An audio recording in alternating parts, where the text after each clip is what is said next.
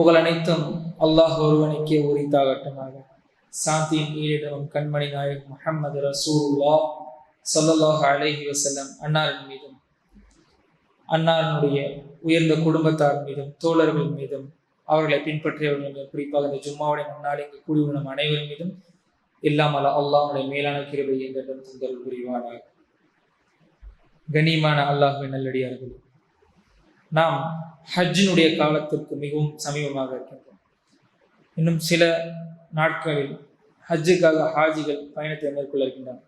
Probably மேவுடைய முதலாவது வாரத்தினுடைய முடிவிலிருந்து 5ஆம் தேதி, 6ஆம் தேதி, 7, 8 ஹாஜிகள் ஹஜ்ஜுக்காக புறப்பட இன்ஷா அல்லாஹ் தயாராக இருக்கின்றார்கள். ஹஜ்ஜினுடைய விஷயத்தை பற்றி பேசும்பொழுது ஒரு பெரியார் ஒரு வார்த்தையை சொல்லுவார்கள். என்னவென்று சொன்னார், எந்த முஃமினுடைய மனதில் ஹஜ்ஜினுடைய ஆசை இல்லையோ அவரை ஈமானில் சந்தேகம்.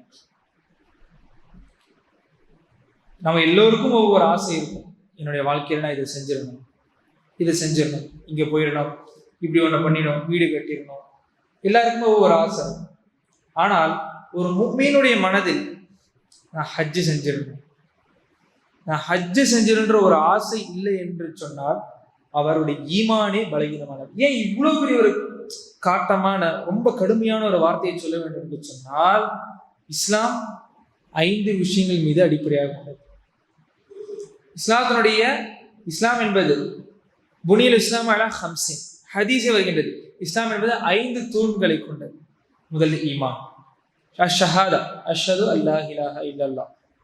அதற்கடுத்து அஸ்ஸலா தொழுகை, சியாமர் ரமலானுடைய நோன்பு, ஜகாத், இறுதியாக ஹஜ். வரிசையினுடைய கடைசியில வருவதனால ஹஜ் ஒன்றும் கடைசியாக செய்ய வேண்டும் என்ற பொருள் கிடையாது. இது எல்லோரும் சொல்லக்கூடிய ஒன்றுதான். முறை இஸ்லாத்தை ஏற்றுப்பாங்க, தொழுவாங்க, நோன்பு வைப்பாங்க, அப்படியெல்லாம் அல்ல. இன்று ஒருத்தர் இஸ்லாத்தை ஏற்றுக்கொள்கின்றார், அடுத்த நாளே ஒருத்தர் ஹஜ்ஜுக்கு புறப்படுகின்றார் என்று சொன்னால் ஹஜ்ஜு கூடும். அமல்களை செய்ய தெரிந்தால் போதும். ஆனால் ஹஜ்ஜை பற்றி அல்லாஹ் சொல்லும் பொழுது ஒரு வகையான ஒரு புதிய வார்த்தையை அல்லாஹ் பிரயோகிக்கின்றார். நீங்கள் தயார் செய்து கொள்ளுங்கள். உங்களை நீங்க தயார்படுத்திக் கொள்ளுங்க. ஹஜ்ஜுக்காக உங்களுக்கு என்னென்னலாம் தேவையோ எல்லாமே நீங்க தயார்படுத்திக் கொள்ளுங்க. அது பொருளாதாரமாக இருந்தாலும் சரி, உடல் ரீதியான விஷயங்களாக இருந்தாலும் சரி, மைண்ட் செட்டா இருந்தாலும் சரி, ஏதோ எல்லாமே ஒரு பயணத்துக்கு என்ன தேவை எல்லாமே தயார்படுத்திக் கொள்ளுங்க. கைர ஜாதி தக்வா, ஆனால் நீங்கள் தயார் செய்து கொள்வதில் மிகச் சிறந்தது என்பது இறையச்சம். ஒத்தகூன் யா உலில் அல்பாப், சிந்திப்பவர்களுக்கு இதுல அத்தாட்சி இருக்கின்றது.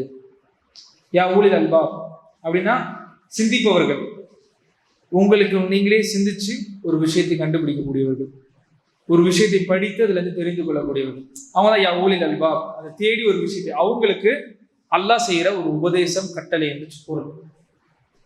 அப்படின்ட்டு சொல்லும் பொழுது ஹஜ்ஜுக்கு முதலில் தேவையான ஒரு விஷயம் தக்வா.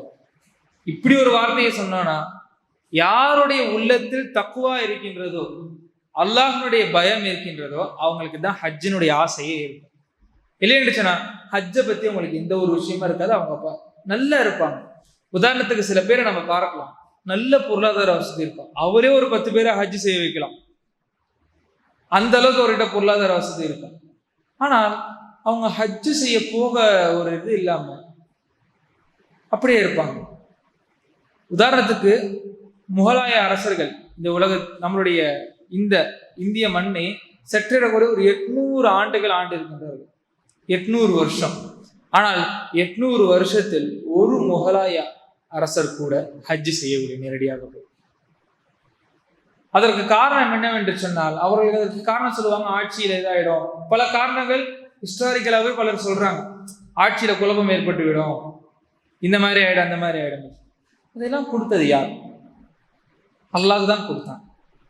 ரசூலுல்லாஹி ஸல்லல்லாஹு அலைஹி வஸல்லம் அவர்கள் ஹஜ்ஜை பற்றி சொல்லும் பொழுது என்ன சொல்கின்றார்கள், நீங்கள் ஹஜ்ஜு செய்ய நாடி விட்டீர்கள் என்று சொன்னால், ஹஜ்ஜு செய்யறதுக்கு உங்களுக்கு விருப்பம் வந்துருச்சுன்னு சொன்னா விரைவுபடுத்திடுங்க, தாமதப்படுத்தாதீங்க. நியத்து வச்சுட்டா உடனடியாக செய்ய பழகுங்க, சீக்கிரமா செஞ்சிருங்க. ஏன்னா உங்களுக்கு நோய் வந்து விடலாம்.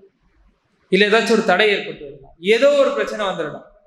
அதனால ஹஜ்ஜை வேகமா செஞ்சிருங்க அப்படின்னு ரசூலுல்லாஹி ஸல்லல்லாஹு அலைஹி வஸல்லம் அவர்கள் சொல்லியிருக்கின்றார்கள். அப்படி பார்க்கும்போது ஹஜ்ஜினுடைய முக்கியத்துவம் என்பது ரொம்ப ரொம்ப ரொம்ப ரொம்ப இஸ்லாத்தில் ரொம்ப முக்கியமான ஒரு விஷயம். ஏன் இந்த இத்தனை விஷயங்களுக்கு பிறகு ஹஜ்ஜு கடைசியாக சொல்லப்பட்டது?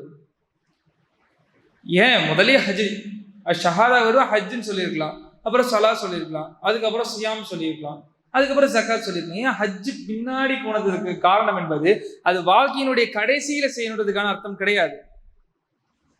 லைஃப்ல எல்லாமே பண்ணிட்டு கடைசியா நம்ம எல்லா கடமைகளும் முடிச்சோடனே ஹஜ் அப்படி அல்ல. ஹஜ்ஜு செய்வதற்கு நமக்கு முதலில் தக்குவா வேண்டும். தக்குவா வேண்டும் என்று சொன்னால் சில விஷயங்களை நாம் நம்முடைய வாழ்க்கையில் நடைமுறைப்படுத்த வேண்டும். அதில் முதன்மையான தொழுகை நடைமுறையாக வேண்டும்.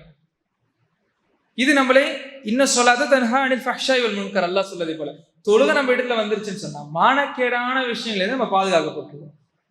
அதன் பிறகு நோன்பு நம்மளை ஒரு மன ரீதியாக ஒரு தெளிவுபடுத்துவதற்கான நோன்பு. இதற்கு பிறகு ஜகாத் நாம் சம்பாதிக்கிறோம், அதுவும் மைண்ட் செட் எல்லாமே நம்ம மன ரீதி முதலில் நம்முடைய எண்ணங்களை சரிப்படுத்துவதற்காக தான் எல்லா அமல்களும். உதாரணத்துக்கு ஜகாத்தை எடுத்துக்கொள்ளுங்கள். நாம் எவ்வளவு சம்பாதிக்கிறோம்? ரொம்ப ஒரு உதாரணத்துக்கு ஒரு 50,000 ரூபாய் மாதத்துக்கு சம்பாதிக்கக்கூடிய ஒருத்தர் இரவு பகலுமா அதில் உழைக்கிறாரு, இப்படியே போறாரு, அவர் சேர்த்து வைக்கிறாரு, ஒரு அளவுக்கு ஒரு அமௌண்ட்டை சேர்த்து இல்லை ஒரு ஜகாத்தினுடைய இந்த நிசாபை வந்துருச்சு என்று சொன்னார். இப்போ அவருடைய மனநிலை எப்படி இருக்கும் என்று சொன்னார், சாதாரண ஒரு ஆள் நான் இவ்வளவு கஷ்டப்பட்டு சம்பாதிச்ச ஒரு பொருள் இதிலிருந்து 2.5% நான் எடுத்து கொடுக்குறேன் அப்படின்னு சொல்லப்படுது. அவங்களோட உள்ளம் எப்படி இருக்கும்? சாதாரண ஒரு மனிதருடைய மனநிலை எப்படி இருக்கும்? எப்படி கொடுக்குறது? எதுக்கு கொடுக்கணும் அப்படின்னு ஒரு கேள்வியெல்லாம் இருக்கும். அவங்களுக்கு இருக்கணும், அப்பதான் பதில் கிடைக்கும். ஏன் கொடுக்கணுன்ற ஒரு கேள்வி இருக்கணும். ஆனால் ஒரு மூமினுடைய மனதில் எப்படி இருக்கும் என்று சொன்னால், அல்லாஹ் சொல்லிட்டான் அதனால நான் செய்வேன். ஹஜ்ஜில் இருக்கக்கூடிய எல்லா விஷயங்களும் நம்முடைய மூதாதையர்கள், இன்னும் நம்ம தெளிவாக சொல்ல நபிமார்களுடைய அடையாள சின்னங்கள்.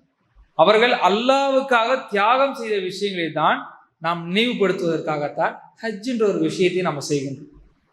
ஹஜ்ஜினுடைய 9 அமல்களும் சரி, 9 அமல்களிலும் ஒவ்வொரு இடங்களிலும் இப்ராஹிம் அலைஹிஸ்ஸலாம் அவர்கள் என்ன செய்தார்களோ, குறிப்பாக அல்லாஹ்வுக்காக என்னென்ன தியாகங்களை இப்ராஹிம் அலைஹிஸ்ஸலாம் அவர்கள் செய்தார்களோ அந்த தியாகத்தை தான் நம்ம அங்கே செய்யறோம். அப்படி உங்களுக்கு 2.5% நான் கொடுக்குறேன். ஒரு ஒரு நல்லடியார் ஒரு விஷயத்தை சொல்லியிருக்காங்க. எப்படின்னா, அவங்க எப்படி கேட்கப்படுகின்றது, இந்த மாதிரி 2.5% வந்து கொஞ்சம் ஜாஸ்தியாக இருக்க மாதிரி இருக்கு இல்லையா, ஜக்காத் அது 2.5% என்பது, அதை பற்றி நீங்கள் என்ன நினைக்கிறீங்கன்னு சொல்லும்போது 2.5% என்பது ஒரு கஞ்சன் கொடுக்கக்கூடிய ஒரு அளவு. ஜக்காத்தை கஞ்சன் கொடுக்கக்கூடிய ஒரு அளவு. எப்படி நீங்க அப்படி சொல்ல வரீங்க கேட்கும். அவங்க சொல்றாங்க ஒரு பதில். இப்பெல்லாம் நமக்கு என்ன சொல்றான், 5 வேளை தொழுகையை நமக்கு பரலாக ஆக்கியிருக்கின்றான். அது மட்டும் போதுமானா இல்லை, அதுதான் குறைந்தபட்சம். குறைஞ்சபட்சம் ஒரு நாளைக்கு நீ அல்லாஹ் 5 வேளை வணங்கிடணும். அதற்கு மேலே நம்ம அல்லாஹ்வை வணங்க அல்லாஹ்வுடைய நெருக்கத்தை பெறுவோம். அதே போன்று இப்ப நம்ம ஜக்காத்தை கொண்டு வரோம். ஜக்காத்தில் வரும்பொழுது குறைஞ்சபட்சம் உன் பொருளாதாரத்துல இருந்து 2.5% நீ கொடுத்துடணும். அதிகபட்சம் எவ்வளவு வேணாலும் தரலாம், அல்லாஹ்வுடைய நெருக்கத்தை பொறுத்து. எவ்வளவு வேணாலும் தரலாம் மார்க்கம். அல்லாஹ் அக்பர். இந்த மார்க்கம் ரொம்ப தெளிவான ஒரு மார்க்கம். அதுலயும் அல்லாஹ் நம்மளை போட்டு சிரமப்படுத்த விரும்பல. சஅத் இப்னு அபீ வக்காஸ் ரலியல்லாஹு அன்ஹு அவங்க வந்து ஒரு விஷயத்தை, அவங்களுக்கு வந்து வாழ்க்கை மேல ஒரு ஈமானுடைய முதிர்ச்சி காரணமாக ரசூலுல்லாஹி ஸல்லல்லாஹு அலைஹி வஸல்லம் கிட்ட வந்து பேசுறாங்க. என்ன கேட்குறாங்க அப்படின்னா, யா ரசூலல்லாஹ், என்னுடைய எல்லா பொருளாதாரங்களும் நான் அல்லாஹ்வுடைய பாதையில செலவு பண்ணிடலான்னு இருக்கேன். பிரபலியமான ஒரு சம்பவம். செலவு பண்ணிடலான்னு இருக்கேன் அப்படின்னு சொல்லும் பொழுது ரசூலுல்லாஹி ஸல்லல்லாஹு அலைஹி வஸல்லம் அவர்கள் கேட்கின்றார்கள், உங்களுக்கு பிள்ளைகள் இருக்கின்றாங்க, குடும்பம்லாம் இருக்குதா விசாரிக்கிறாங்க. ஆமா இருக்குது. அப்படிலாம் நீங்க செய்ய முடியாது, அல்லாஹ் உங்களுக்கு அனுமதி.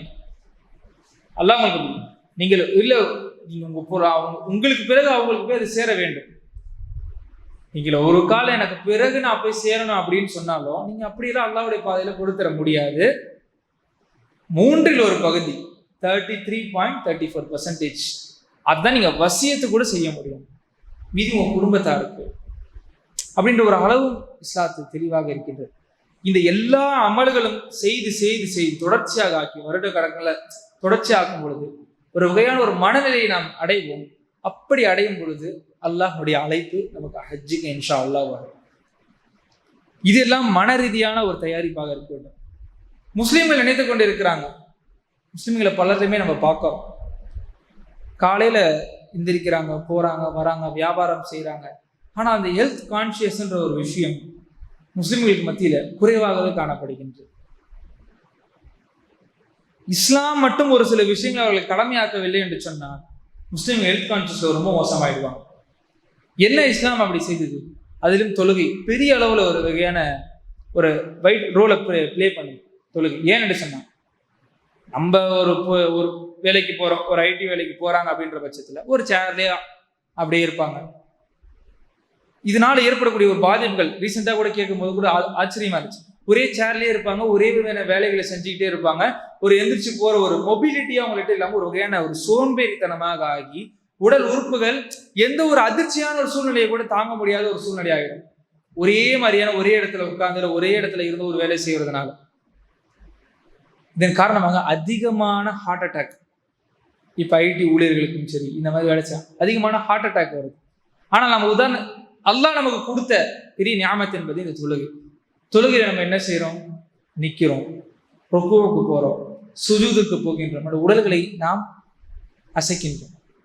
இதற்கு அடுத்து வரக்கூடிய விஷயம் சியாம், ரமலான். உலகத்தில் இந்த கேன்சருக்காக பல இன்ஸ்டிடியூஷன் ஆராய்ச்சி செஞ்சுக்கிட்டே இருந்தாங்க நீண்ட காலமா. இந்த நோய்க்கு அந்த அளவுக்கு பெரிய ஒரு எய்டு கண்டுபிடிக்க முடியல யாராலையுமே. என்ன இவ்வளவு கஷ்டமா இருக்குது அப்படின்னு சொல்லும் பொழுது ஆச்சரியப்பட்டு போனார்கள் ஆராய்ச்சியாளர்கள். 2 விஷயம் இந்த கேன்சரோட நோயை ரொம்ப கடுமையா எதிர்க்குது. கேன்சர் எப்படி உருவாகுது முஸ்லிம்கள் தெரிஞ்சு கொள்ள வேண்டும். நம்ம உடல்ல இருக்கக்கூடிய செல்கள், அந்த நமக்கு ஒரு லைசோசோம்ஸ் ஒரு செல் இருக்குது. அது என்ன ஆகும்னு சொன்னா அப்படியே போய் நம்ம உடல்ல இருந்து அப்படியே கரைச்சி இறந்த அந்த அணுக்களை வெளியே தள்ளிடும். அதனுடைய வேலை அதுதான். நம்ம சாப்பிடக்கூடிய இந்த ஃபாஸ்ட் ஃபுட் ஜங்க் இதெல்லாம் என்ன ஆகும்னு சொன்னா அது அப்படியே தேங்கி அந்த லைசோசோம்னு சொல்லக்கூடிய அந்த அணுக்களை அழிச்சிடும். அந்த அணுக்கள் அழிப்பதன் காரணமாக அந்த இறந்த அந்த அணுக்கள் எல்லாம் உடல்ல சேர்ந்து சேர்ந்து சேர்ந்து தான் அது எந்த பகுதியில சேருதோ அதுதான் கேன்சராக மாறுகின்றது. இதுதான் இதனுடைய ஒரு சம்மரையா இருக்கக்கூடிய ஒரு விஷயம். ஆனால் இதை 2 விஷயங்கள் கடுமையா எதிர்த்து உடல்ல இருந்து நீக்கி.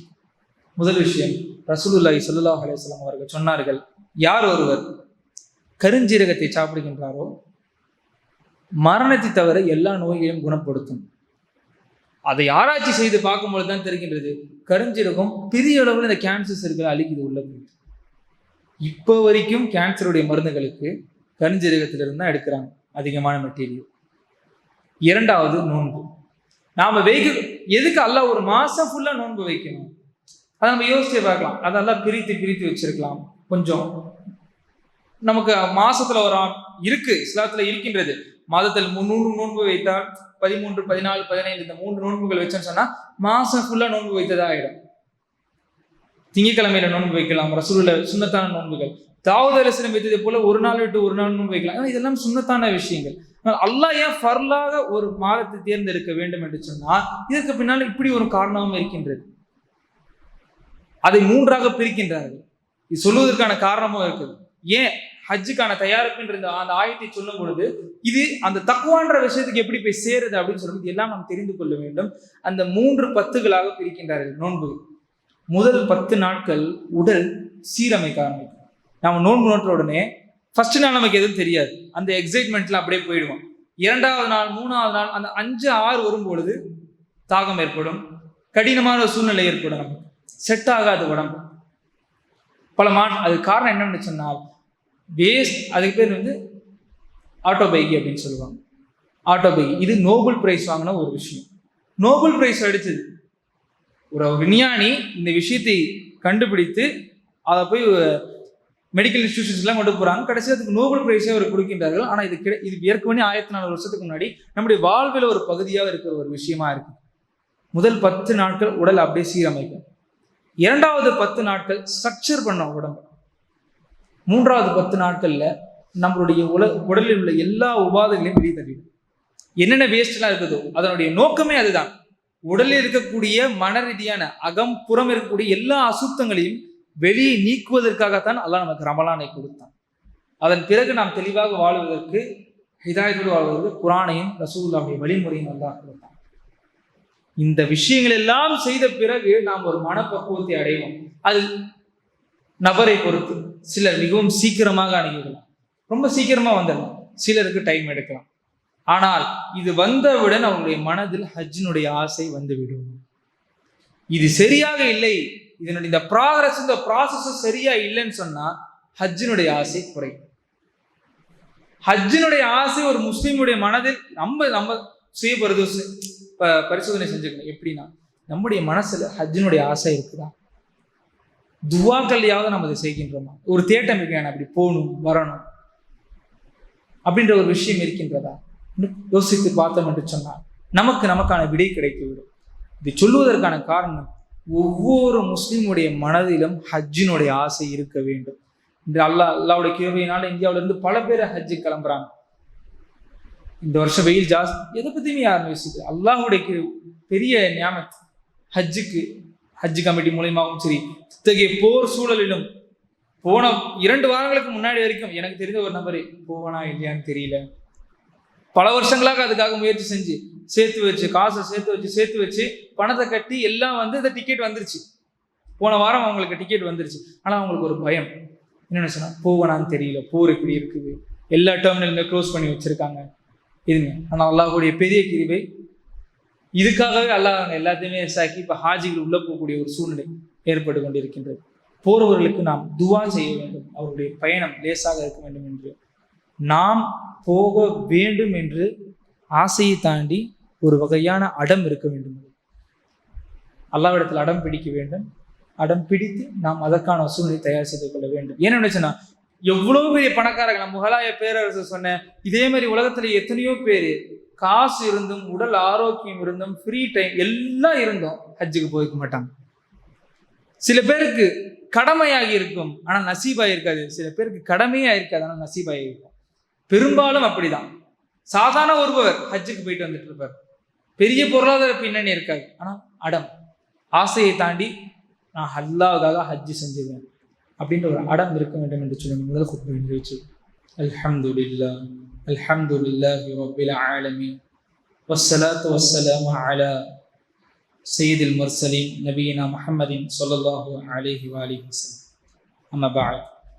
قال محمد رسول الله صلى الله عليه وسلم من كان يؤمن بالله واليوم الآخر فليقل خيرا أو يصمت. صدق رسول الله صلى الله عليه وسلم.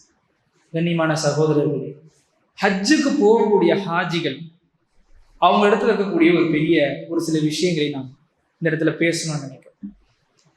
ஹாஜிகளுக்கு பொதுவாகவே ஒரு உம்ராவுக்கு போகக்கூடிய ஒரு ஹாஜி, அவர்களையும் ஹாஜி தான். ஹாஜி என்று சொன்னால் பிரயாணம் செய்வர். பாலைவனங்களுக்கு மத்தியில ஆடைகள் அணிந்து பிரயாணம் செய்யக்கூடிய அவங்க பேர் தான் ஹாஜி அப்படின்ட்டு சொல்லுவாங்க. அதான ஹஜ்ஜும் கூட. அது உதாரணமாக அந்த மொழி வல்லுநர்கள் சொல்லுவாங்க, அவங்களுடைய தலைகள்ல மண்ணு படிந்திருக்கும். பாலைவனத்துல போறவங்களுக்கு அப்படிதான் இருக்கும். அப்படிப்பட்ட ஒரு கடுமையான ஒரு பயணத்தை மேற்கொள்கிறது. அஸ்ஸஃபரு கிதாஅத்தும் மினல் அதாப். வேதனையுடைய ஒரு பகுதி தான் சஃபர், பிரயாணம் என்பது. ஆனால் இவர்கள் செய்யக்கூடிய இந்த பிரயாணம் என்பது உலகத்திலேயே ஆக சிறந்த பிரயாணம் இதுதான். இதை விட ஒரு சிறந்த பிரயாணம் கிடையாது. அப்படி இருக்கும் பொழுது ஹாஜிகள் அங்க எப்படி இருக்க வேண்டும் என்ற ஒரு சில விஷயங்களை ஹாஜிகள் இங்க இருந்து தயார் செய்து கொள்ள வேண்டும். அதான் அல்லாஹ் சொல்லுகின்றான் இந்த ஆயத்துல, உங்களை நீங்கள் தயார் செய்து கொள்ளுங்கள் ஹஜ்ஜுக்காக, தக்குவாவை வளர்த்துக் கொள்ளுங்கள். அல்லாஹ்வுடைய பயம். ஏன்னு சொன்னா, உம்ராவுக்கு போகக்கூடிய ஒரு நபர், இது நம்மளுடைய இந்தியர்களின் உம்ராவுக்கு அதிகமாக செல்லக்கூடிய நேரம் என்பது வருடங்களுடைய கடைசியில தான். அக்டோபர், நவம்பர், டிசம்பர், ஜனவரி, பிப்ரவரி ஸ்டார்டிங் வரைக்குமே அதிகமாக இந்தியர்கள் செல்லுவார்கள். அப்போதான் நமக்கு அந்த வெதர் கண்டிஷன் நல்லா இருக்கும். மற்ற நாட்களில் வெயில் தாக்கிரும், நம்மளால சமாளிக்க முடியாது வெயில், அங்கே இருக்க வெயில். இந்த நேரத்தில் அதிகமாக இந்தியர்கள் போவாங்க, க்ரௌடு அதிகமாக இருக்கும். போன வருஷத்தோட இந்த வருஷம் சற்றிடக்கூடிய ஒரு 7 கோடி பேர்கிட்ட வந்திருக்காங்க உம்ராவுக்காக. அப்போ அந்த க்ரௌடு, அந்த கூட்டமும் ஒரு வகையான மனநிலையை ஏற்படுத்தும், ஃப்ரஸ்ட்ரேஷன் உண்டாகும். சுற்றி எங்கே பார்த்தாலும் ஆட்கள் இருந்துகிட்டே இருப்பாங்க, ஒரு நெருக்கடியாகவே இருக்கும் அந்த இடம். இது அந்த மாதம் ஃபுல்லாக 7 கோடி பேர் வந்ததுக்காக நான் சொன்னது. அதை நீங்க அப்படியே ஒரு 30 வகுத்து பார்த்தீங்கன்னு சொன்னா ஒரு நாளைக்கு ஆவரேஜா ஒரு 20 லட்சம் பேர் வந்திருப்பாங்க அப்படி. ஆனால் இப்ப ஹஜ்ஜை நம்ம எதிர்கொள்ளும் போது சற்றேறக்குறைய 30 - 40 லட்சம் பேர் வருவாங்க ஒரே நேரத்தில். மஸ்ஜிதினுடைய ஹரம்னுடைய கெப்பாசிட்டியே இப்ப பில்டு பண்ண வரைக்கும் 5 லட்சம் பேர் தான் இருக்க முடியும் அட்டன் டைம்ல. அப்ப ஹஜ்ஜினுடைய அந்த அமல் வரும் பொழுது சற்றேறக்கூடிய 80 மடங்கு ஜாஸ்தியா வருவாங்க. ஹரம்னுடைய எல்லையில வரைக்கும் கூட்டம் இருக்கும். அதுதான் நிதர்சனமானது. இங்க சென்னையில ஆரம்பிச்சாங்க ஹாஜிங்க சொன்னா திரும்பி வர வரைக்கும் அந்த கிரௌட் கண்டிஷனை அவங்க ரொம்ப சிரமமாக தானே இருக்கும். ஹஜ் கமிட்டி மூலியமாக போய் சொல்லும்போது ஒரு பொதுவான ஒரு வழியாக போகின்றார்கள், தனிச்சு போல. அப்படி சொல்லும்போது இன்னும் கிரௌடு இன்னும் ரொம்ப அவங்களுக்கு கூட்டம், நெரிசல், ஒரு வகையான பதட்டம், வேகம், அப்படியே தான் ஒரு படப்பட தான் இருக்கும் அவங்க மனசு. அடுத்து என்ன அப்படி ஒரு சூழ்நிலை தான் இருக்கும். ஆனால் இந்த நேரத்துல ஹாஜிகள் பலரும் தடுமாறுவார்கள். இது வழக்கமையாகவே இருக்கக்கூடிய விஷயங்கள். இங்க இயல்பாகவே கோபமா இருக்கக்கூடிய ஒரு ஆளா இருப்பாரு, கோபப்படுவாரு, சிறுன்னு ஒரு மாதிரி கோபமாவே இருப்பாரு. எதுக்கும் ஒரு பதில் கேட்ட இடக்கு முடக்கா பதில் சொல்லக்கூடிய ஒரு ஆள். அவங்களாம் போனாங்கன்னா ரொம்ப கஷ்டத்தை எதிர்பார்ப்பாங்க அப்படின்னு சில பேர் சொல்லுவார்கள். ஆனால் ஹஜ்ஜினுடைய பயணம் நபர்கள் அப்படி மாத்தம். போயிட்டு வந்தவங்களுடைய இல்ல உம்ராக்கு போன ஹஜ்ஜுக்கு போனவங்களுடைய இது கேட்கும் பொழுது எப்படி இருக்குன்னு சொன்னா ரொம்ப கோபமான ஒரு நபராக இருப்பார். அவர்கிட்ட யாரும் மூஞ்சி கொடுத்து கூட பெருசா பேச மாட்டாங்க. அப்படிப்பட்ட நபர் அங்க போய் அந்த சூழ்நிலை பார்த்த உடனே தன்னை ஒரு சாதாரண ஆளாக நினைச்சிருவார். சாதாரண ஆள் தான் நீங்க எல்லாருமே, யாருமே மேலே கீழேன்றது கிடையாது. அல்லாஹ்வை பொறுத்தவரை இறையச்சம் உடையவர்கள் தான் மேன்மையானவர்கள். ஆனா அங்க போய் அவங்களுக்கு ஒரு தெளிவு கிடைக்கும். ஊர்ல எப்படி இருந்தோம், ஊரோட தலைவரா இருந்திருப்பாரு, மினிஸ்டர் எதா கூட இருந்திருப்பாரு. ஆனால் அங்க போனா வெறிய ஒரு வெள்ளை ட்ரெஸ்ஸு, அவர் அங்க ஒரு தனித்த ஒரு நபராக இருப்பார். அவரும் அவருடைய ரப்பு கிட்ட மட்டும் பேசக்கூடிய ஒரு நபராக இருப்பார். இப்படிதான் இருக்கும் அங்க சூழ்நிலை. இன்னும் ஒரு படி போய் ஹாஜிகள் தங்களை மறந்து விடுவார்கள். அந்த இடத்துல தங்களுக்கு இருக்கக்கூடிய குடும்பம், சொந்தம், கடமை எல்லாம் மறந்து எதுக்காக உண்மையிலேயே வந்தோமோ, யாருடைய பொருத்தத்தை உண்மையிலே பெற வேண்டும் என்று நாம் வாழ வேண்டும் என்றது ஒரு அந்த ஒரு தேடல் இருக்குமோ, அந்த தேடலுக்குள்ள ஹாஜிகள் உள்ள போய் விடுவார்கள். அப்படி மனசு மாறிடும் அவங்களுக்கு. எதுவுமே அவங்களுக்கு தெரியாது, அல்லான்னு இருப்பாங்க. சில பேர்லாம் பார்ப்போம், அவங்க சில பேர் துவா செய்வாங்க. ஹரம் ஷெரீஃப் நம்ம பார்க்கலாம் எப்படி இருக்கணும், தன்னை மறந்து துவா செய்வாங்க. சுத்தி யார் இருக்கிறாங்கன்னே பார்க்க மாட்டாங்க, அழுகுவாங்க. ஒரு சாதாரண ஒரு ஆள் இன்னொரு நபர்கிட்ட நம்ம அழுகுறோம்னு சொல்லும்போது அவ்வளோ யோசிப்போம். நம்ம அழுதுடுறோமே, பக்கத்துல பார்த்தா என்ன நினைப்பாங்க. அதான் நம்ம சமுதாயத்தில் நமக்கு வளர்த்ததுன்னா ஆண்கள் அழுதுடக்கூடாது அப்படின்ற ஒரு மனநிலையில வளர்ந்த ஒரு சமுதாயம். அந்த இடத்துக்குலாம் போகும் பொழுது நம்ம அறியாம நம்ம அழுகு வரும். ஆனா எப்படி சொல்றதுன்னா அதை கண்டுக்க மாட்டோம், கவனத்திலே கொள்ள மாட்டோம். கண்ணீர் மழுக அங்க இருப்பார்கள். இது இந்தியாவை சார்ந்தவர்கள் மட்டுமல்ல, உலகம் முழுக்க வேற பகுதியிலிருந்து வருவாங்க. மொழி தெரியாது, தொழுகை முறைகள் மாறும். சில பேர் கைகளை உயர்த்தி கட்டுவார்கள், சில பேர் கையை உயர்த்தவே மாட்டாங்க, அப்படியே நின்று தொழுவாங்க. இப்படி தொழுகை முறை, பழக்க வழக்கம், மொழி என்று வேறு விதமாக இருக்கும். ஆனால் அவர்கள் தங்களை மறந்து விட்டு அந்த இடத்துல அல்லாஹ் நின்று இருப்பார்கள். இப்படியும் மாறக்கூடியவர்களாக இருப்பார்கள். இன்னும் சிலர் ஊர்லெல்லாம் தக்குவாவாக தான் இருப்பாங்க. பேசினாலே குரான் ஹதீஸ் தான் முதல்ல இருந்து வரும். அப்படிதான் இருப்பாங்க. அவங்களுடைய வாழ்க்கை முறை எல்லாமே அப்படிதான் இருக்கும். ஆனால் அங்க போன உடனே யதார்த்தத்தை அவங்க ஃபேஸ் பண்ணும்பொழுது, இந்த ரியாலிட்டியை ஃபேஸ் பண்ணும்பொழுது தடுமாறி விடுவாங்க, கோவப்படுவாங்க. அரஃபாவுக்கு ரொம்ப சீக்கிரமா போனா முன்னே போயிடலாம், தாமதமா போனா இடம் இருக்காது. எல்லா இடங்கள்லயுமே அப்படிதான். எவ்வளவுக்கு எவ்வளவு நம்ம சீக்கிரமா கிளம்புறோமோ அவ்வளவுக்கு எவ்வளவு அங்க நமக்கான வாய்ப்புகள் அதிகமானதாக இருக்கும். எவ்வளவுக்கு எவ்வளவு தாமதமா கிளம்புறோமோ அவ்வளவுக்கு எவ்வளவு சுமைகளும் கஷ்டங்களும் ஜாஸ்தியாக தான் இருக்கும். ஆனால் இந்த விஷயங்களை அனுசரித்து போகாதவர்கள் அங்க மிகவும் சிரமப்படுவார்கள். அந்த இடத்துல தங்களுடைய தக்குவாவை காட்டுவதற்கான ஒரு விஷயங்களை மறந்து விடுவார்கள். சிலர் பேசி விடுவார்கள். ஏதாச்சும் தேவையில்லாத விஷயங்கள் எல்லாம் கூட ஏற்படுகின்றது. அதை தவிர்க்க வேண்டும். நாம் நம்மை தவிர்த்துக் கொள்ள வேண்டும். அல்லாஹ் ரப்பல் ஆலமீன் குர்ஆனில் சொல்லும் பொழுது ஒரு அழகிய ஒரு வசனத்தை சொல்கின்றான். தீமைக்கு தீமைதான் கூலி, மிஸ்லுஹா. ஒரு தீமையை நாம் செய்கின்றோம் என்று சொன்னால் அந்த தீமை தான் அதுக்கு கூலி, நன்மையெல்லாம் எல்லாம் தரமாட்டான். ஃபமன் அஃபா வாஸ்லஹ, யார் பிறரை மன்னித்து தங்களை சரி செய்து கொள்கின்றாரோ, பிறரை மன்னித்து தங்களை சரி செய்து கொள்கின்றாரோ, அஜ்ஸுஹு அலல்லாஹ், அவர்களுக்கு கூலி என்பது அல்லாஹ்விடத்தில் உண்டு. கூலி நான் இவ்வளவு தருவேன், 10 நன்மை தருவேன், 100 நன்மை தருவேன், 1000 நன்மை தருவேன், 1,00,000 நன்மை தருவேன், அப்படிலாம் அல்லாஹ் அங்க சொல்லல. அல்லாஹ் அங்க என்ன சொல்கின்றான் என்று சொன்னால் அவர்களுக்கு கூலி அலல்லாஹ், அல்லாஹ் கொடுப்பான் கூலி, அல்லாஹ் பொறுப்பெடுத்திருக்கின்றான் அப்படி கூலி கொடுப்பவர்களுக்கு. ரசூலுல்லாஹி ஸல்லல்லாஹு அலைஹி வஸல்லம் அவர்கள் புன்னான ஒரு வார்த்தையை சொன்னார்கள், மன் கான யுமினு பில்லாஹி வல் யௌமில் ஆகிர் ஃபயகுல் கைரன், யார் அல்லாஹ்வையும் மறுமை நாளையும் ஈமான் கொண்டு இருக்கின்றார்களோ ஃபல்யகுல், அவர்கள் பேசினால் நன்மையை பேசட்டும், நல்ல விஷயங்களை பேசட்டும், அவ் லியஸ்குத், வாயை மூடி அமைதியாக இருக்கு. பேசுனா நல்லதை பேசுவார்கள், இல்லை என்றால் வாயை மூடி அமைதியாக இருப்பாங்க. நம்ம பார்க்குறோன்னே, உதாரணத்துக்கு என்கிட்ட ஒருத்தர் ரொம்ப கம்பல் பண்ணி இந்த மாதிரி விஷயங்கள்லாம் பேசுங்களேன் அப்படின்னு சொன்னாங்க. எப்படின்னா, நேற்று ஒரு கிரிக்கெட் பிளேயர், அவர் அதற்கு முதல் நாள் அவங்களுடைய தாய் மரணித்து விட்டார்கள். தாய் மரணிச்சிட்டாங்க. வெரி நெக்ஸ்ட் டே அவர் நேற்று மேட்ச் ஆடினாரு, நல்ல ஒரு விஷயங்களும் செய்தார். உங்களுக்கு அவங்க பேர் கூட தெரிந்திருக்கும். அதை எல்லோரும் கொண்டாடி கொண்டாடி பேசிக்கொண்டு இருக்கின்றார்கள். உண்மைதான். ஆனால் அவன் ஒன்றும் சும்மா செய்யலையே, பல கோடி ரூபாய்க்கு அவர்களை வாங்கியிருக்கின்றார்கள், அதற்காக ஒரு வேலையை செய்கின்றார்கள்.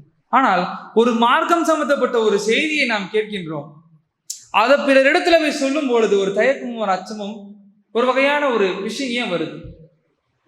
இது ஒரு விஷயமா என்று கேட்டால் இல்லை. நீங்களும் நானுமே நாளைக்கு வேலை வச்சாங்கன்னு சொன்னா நம்ம போய் தான் ஆகும். இல்லப்பா நீ நாளைக்கு வரணும்னு வேலையை விட்டு தூக்கிடுவேன்னு சொன்னா நம்ம போகாமலே இருப்போம். நமக்கு அப்படி ஒரு சூழ்நிலை ஏற்பட்டாலும் அடுத்த நாள் நம்முடைய குடும்பத்தை யோசிச்சு நம்ம போகத்தான் செய்வோம். அவர் அதை செய்து விட்டார்.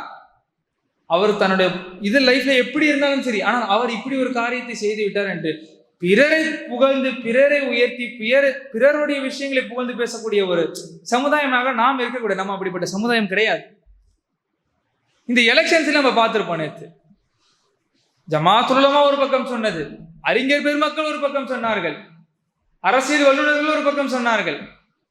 ஆனால் நேற்று எலெக்ஷன் நாங்கள் போய் பார்க்கும் பொழுது சில விஷயங்கள் நம்ம பார்த்தோம். அந்த ட்ரெஸ் கோடாக இருக்கட்டும், ஒரு தனி நபருக்காக அவர் எப்படி என்ன செய்து விட்டார் என்று, இதில் வேடிக்கையான வருந்தக்கூடிய மனசு கஷ்டமா இருக்கக்கூடிய விஷயம் என்று சொன்னால் இஸ்லாமிய சமுதாயம் அதன் பக்கம் சாய்ந்தது. நேற்று நம்ம அதை பார்த்தோம். மாற்றம் வர வேண்டும். என்ன மாற்றம் வர வேண்டும்? உங்களுக்கு என்ன மாற்றம் வர வேண்டும்? நாம் எல்லாம் இந்த மண்ணில் நிம்மதியாக வாழக்கூடாதுன்ற ஒரு மாற்றம் வர வேண்டுமா? இல்லை நம்மளுடைய பெண்கள் எல்லாம் நிம்மதியாக வெளியே போகக்கூடாதுன்னு ஒரு மாற்றம் வர வேண்டுமா? நம்முடைய படிப்புகள், நம்முடைய உரிமைகள் எல்லாம் பறிக்கப்பட வேண்டும் என்ற ஒரு மாற்றம் வர வேண்டுமா? என்ன மாற்றத்தை நீங்கள் எதிர்பார்க்கிறீங்க? ஆனால் நேற்று நிறைய பேர் பண்ணாங்க, அதை நிறைய பேர் செய்தார்கள். பார்க்கும்போது அதற்கு முழுக்க முழுக்க காரணம் நாம் தான் எடுத்துக்கொள்ள வேண்டும். நாம் இன்னும் அவேர்னஸ் படுத்தல, இன்னும் பல விஷயங்களை சொல்ல. இந்த உதாரணத்தை இதனோடு செய்து சொல்ல வேண்டிய காரணம் என்னவென்று சொன்னால், யாரோ ஒருத்தர் தன்னுடைய பர்சனல் லைஃபுக்கு ஒரு தியாகத்தை செய்கின்றார், அதை நாம் உயர்த்தி பேசிக் கொண்டிருக்க முடியும். நாம் ஒரு ஹெரிட்டேஜ் உள்ள ஒரு பாரம்பரியமிக்க ஒரு மார்க்கத்தில் இருக்கின்றோம். நமக்கென்று சில பண்புகள் இருக்கின்றது, நமக்கென்று பெரிய வரலாறு இருக்கின்றது, எவ்வளவு விஷயங்கள் இருக்கின்றது. அதை நாம் கற்றுக்கொள்ளவும் மாட்டுகின்றோம், பிறருக்கு கற்றுக் கொடுக்கவும் மாட்டுகின்றோம். அப்படியே இருக்கின்றோம் என்று சொன்னால் நம்ம உலகத்திற்கே பாடம் சொல்லிக் கொடுக்கக்கூடிய ஒரு சமுதாயம் ஏமாறுகின்றது என்று சொன்னால் நாம் அதை நினைத்து வருந்த வேண்டும் சொல்வது. அப்படி நாம் இருக்கக்கூடாது. அதை இங்கே சொல்வதற்கான காரணம், இங்கு நாம் ஒரு விஷயத்தை கேட்டோம் என்று சொன்னால் அதை நாம் நம்முடைய சகோதர சகோதரிகளை சொல்ல வேண்டும், அதை நாம் பின்பற்ற வேண்டும், நாம் அவங்களுக்கு சொல்ல வேண்டும், எடுத்து செல்ல வேண்டும். இந்த மார்க்கம் என்பது வாளினாலேயோ போர்களினாலேயோ உயிர்களை கொண்டதுனாலே நம்ம கிட்ட சேரல, பிறர் எடுத்து வைத்தார்கள். ரசூலுல்லாஹி ஸல்லல்லாஹு அலைஹி வஸல்லம் அவர்களே சொன்னார்கள், என்னை பற்றி உங்களுக்கு ஒரு செய்தி கிடைத்து விட்டது என்று சொன்னால் நீங்கள் அதை பிறருக்கு கொடுத்துடும். அது உங்களுக்கு அமானத், நீங்க அதை பிறருக்கு கொடுத்துடும். ஒரு செய்தி, ஒரு நன்மை, இது ஒரு விஷயம் செஞ்சா உங்களுக்கு ஒரு நன்மை கிடைக்கும்னு சொன்னா கூட நம்ம அது பிறருக்கு எடுத்து சொல்லிடும். அது கியாமத் வரை நமக்கு உதவியாக இருக்கும். அப்படிப்பட்ட விஷயங்களை நாம் செய்ய வேண்டும். அப்படி செய்வதை விட்டுட்டோம், தேவையே இல்லாத விஷயங்களை அதை தெரிஞ்சுக்கிட்டு அதை பிறருக்கு சொல்லிக்கிட்டு அதை அவங்களுக்காக நின்றுக்கிட்டு அதில் ஹேஷ்டேக்லாம் போட்டு ட்ரெண்டிங் பண்ணிட்டு அதை பண்ணக்கூடிய ஆளு நம்ம இந்த அளவுக்கு ஒரு அவேராக இருக்கக்கூடிய ஒரு சமுதாயம் நாமளே அதை செய்கின்றோம் என்று சொன்னால் இதை நினைத்து நாம் கவலை கொள்ள வேண்டும் சகோதரர்களே. இறுதியாக ஒரு சில விஷயங்களை நான் சொல்லுவேன். ஹாஜிகளுக்கு துவா செய்யுங்கள்.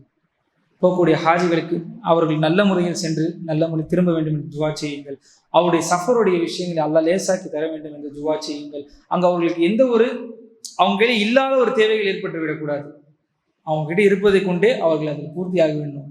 பொருளாதார ரீதியாகவும் வேறு எந்த ஒரு கஷ்டங்களும் உங்களுக்கு அங்கே வந்துடக்கூடாது என்ற துவாக்களை செய்யுங்கள். இன்னும் கஷ்டப்படக்கூடிய எல்லா மூமின்களுக்கும் முஸ்லீம்களுக்கும் துவா செய்யுங்கள். இன்னல்லாஹ் யஅமுரு பில் அத்லி வல் இஹ்சான் வ ஈதாஇ தில் குர்பா வ யன்ஹா அனில் ஃபஹ்ஷாஇ வல் முன்கரி வல் பகி يعظكم لعلكم تذكرون واذكروا الله العظيم يذكركم وادعوه يستجب لكم ولذكر الله تعالى أعلى وعز وجل وتم وأقوى وأكبر والله يعلم بما تصنعون. أقيموا الصلاة.